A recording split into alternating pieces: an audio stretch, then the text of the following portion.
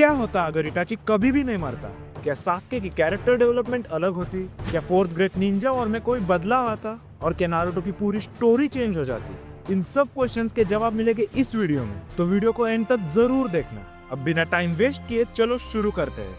तो मान लेते हैं इस टाइमलाइन में इटाची को कोई इलनेस नहीं है, बाकी सब कुछ नारुतो के ओरिजिनल स्टोरी जैसा होता है। लेकिन इटाची वर्सेस सास्के फाइट में एक सॉलिड ट्विस्ट आता है। इटाची अपने फुल पावर पे सास्के को हरा देता है, लेकिन उसे मारता नहीं, बस अनकॉन्शियस करके एक सेफ जगह ले जाता है। वहाँ वो सास्के को पूरा सच बताता है, उचिया मैसेकर का रीजन, लीफ और उचिया के बीच का टेंशन, सब कुछ।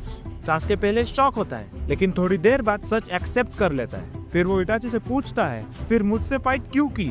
इटाची उसे जवाब देता है, तुझे स्ट्रांग बनाना था और ओरोचिमारू का कर्स मार्क भी हटाना था। लेकिन जैसे ओरिजिनल टाइमलाइन में हुआ था, सच सुनने के बाद सास्के का लीफ के लिए गुस्सा और बढ़ जाता है। अब क्योंकि इटाची जिंदा है, सास्के के पास मांगेक्यो शारिंगन नहीं है, तो ऑब्वियसली वो थोड़ा वीक हो चुका है। दूसरी तरफ इटाची की आंखों की हालत खराब हो चुकी है, शारिंगन ज्यादा स्पैम करने की वजह से। इसीलिए वो जाता है उस जगह जहाँ ओबिटो ने उचियास के शारिंगन स्टोर किए थे। वहाँ से वो फुगाकू की शारिंगन लेता है and finally Itachi unlocks his EMS और इस सब के बीच पेन हिडन लीफ को डिस्ट्रॉय कर देता है। आगे 5 कागे समिट वैसे ही होती है जैसे ओरिजिनल स्टोरी में हुई थी, पर अभी भी सास्के को डांजो से बदला लेना है, इसीलिए वो उसके पीछे पीछे चला जाता है। लेकिन सास्के अभी थोड़ा वीक है, डांजो उसे इजीली ओवरपावर कर देता है। तब भी एंट्री होती है इटाची की। वो आता है और सास्के के साथ मिलकर डांजो को मार देता है। इटाची अब समझ चुका है कि अगर सास्के को सुधरना है या उसे लीफ विलेज वापस लाना है, तो ये सिर्फ नारुतो ही कर सकता है। अब fourth great Ninja war start हो चुका है और बैटलफील्ड पे सारे रीएनिमेटेड शिनोबीज आ चुके हैं,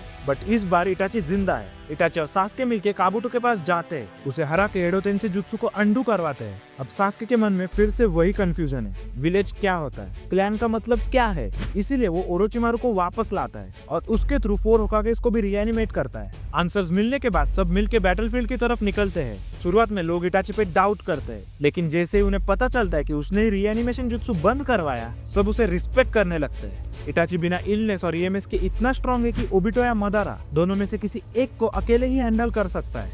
मदारा इन्फिनिट सुकुयोमी कास्ट कर देता है। ओरिजिनल टाइमलाइन में सास्के अपना सुसानो यूज करके टीम 7 को बचाता है, लेकिन इस बार उसके पास मांगेक्यो शारिंगन नहीं है, तो इस बार इटाची अपने सुसानो के अंदर टीम 7 को लेता है। उसके बाद कागुया भी रिवाइव होती है। कागुया फाइट में नारुतो और सास्के मिलके उसे सील करते हैं। सास्के थोड़ा वीक जरूर है, लेकिन इटाची के साथ ट्रेनिंग करने से उसकी स्किल काफी इंप्रूव हो गई है।